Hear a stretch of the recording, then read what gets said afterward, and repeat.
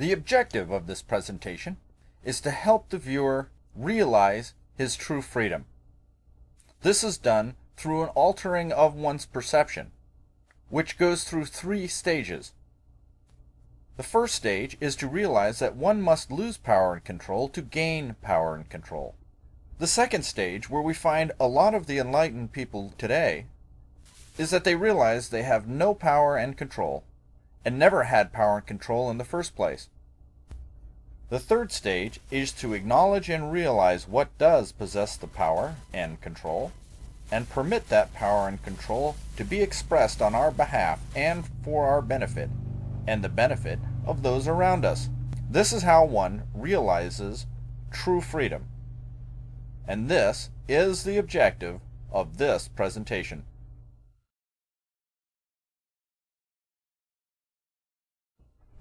The first mistake people often make is that they think the truth is something outside of us that we reveal through searching for it.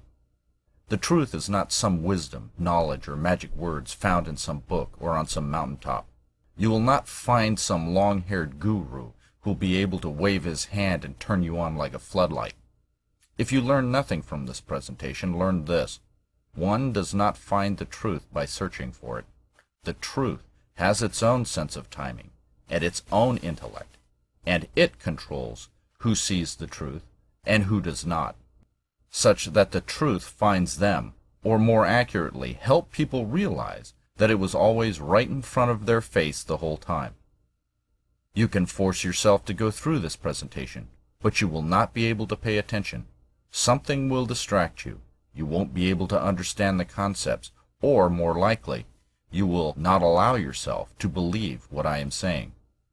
Don't be hard on yourself. It does not mean you are evil, wrong, stupid, or undeserving. It only means you have some more basic and important lessons to learn from your life first. Don't worry. You will get it. In time, we will all get it. Just know, all is as it should be. And when you are made ready, it will come naturally and easily. What this presentation will do is cause the viewer to think in new directions, and maybe to dispel some of the fear we all carry inside of us. What I am is a man. That's all. Most of you are saying, so what? Now I am not a person. I realize that sounds strange, but a person, where it really matters, is not what you read in a dictionary. Under statutory law, a person is an individual commercial corporation. When you stand in front of a judge, that is how he's going to treat you. In this modern age, a person has voluntarily given away all rights that men and women enjoy. A man and woman are the second most powerful beings in this universe. A person is the least most powerful being in the universe, and if you don't believe me, then mistreat a dog in plain sight and see what happens to you. I have a constructive dialogue with the entity that really runs things in this universe. It is the most powerful being in and out of the universe. I have no guilt, no shame, obviously. I make no excuses, and I do not create victims out of myself or anyone else. I am happy, carefree, but I'm starting to get bored with all the angry, sad, timid, and pathetic people around me who are so confused they don't know what to do. In my life, I have tested the boundaries of my experience in this universe to the point that the universe, on several occasions, nearly killed me as I worked to uncover a secret. I eventually figured it out. Now, it's a great secret, and it's worth knowing, so put away your bad assumptions, your delusions, and false conclusions. I would suggest that you give me your complete and undivided attention. It cost me a lot to figure this out. And if you know what I know, then you would want to share it also.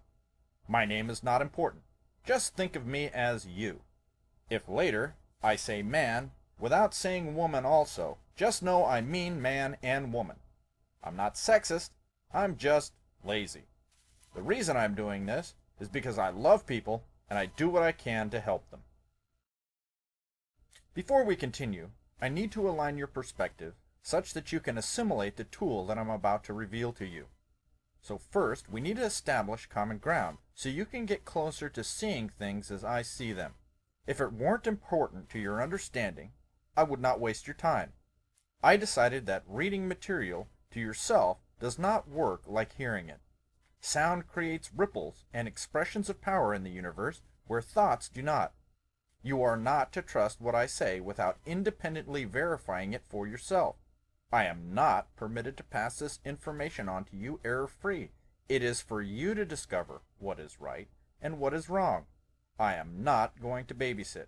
If you are afraid or unsure, then you have no business listening to me. Perhaps you would feel happier chasing a dream or disciplining your simian. If you are in the place most of us are at, then what I'm going to tell you will make you uncomfortable. And if it is properly understood, will pull you out from where you have grounded yourself. Just know the story has a happy ending.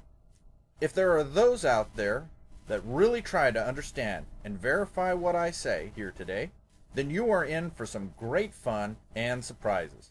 It will not be easy. Not because what I say is complicated.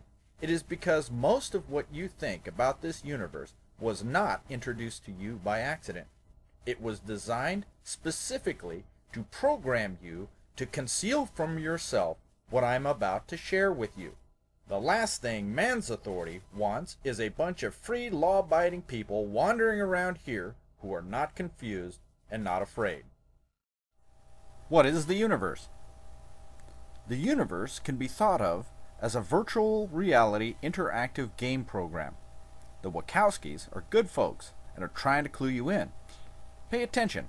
They know what they're talking about. The universe can be thought of as a prison or a classroom. The classroom contains material elements, energies, forces, aspects, events, ideas, concepts, emotions, fictions, and entities that I will refer to as stuff. The supreme authority. The entity that controls all this stuff, men have called God, the source, the one, nature, truth, love, Allah, and the list is endless and equally incomplete. Understand there is just one entity, and I will refer to it as the supreme authority. It is the supreme authority that all things are subordinate to. It is singular and employs control principles or rules that all stuff conforms to. We often refer to the rules in the physical as physics, in the unseen as metaphysics, and in the nonsensical as politics. The rules apply consistently, uniformly, and logically in these spheres of distraction without fail.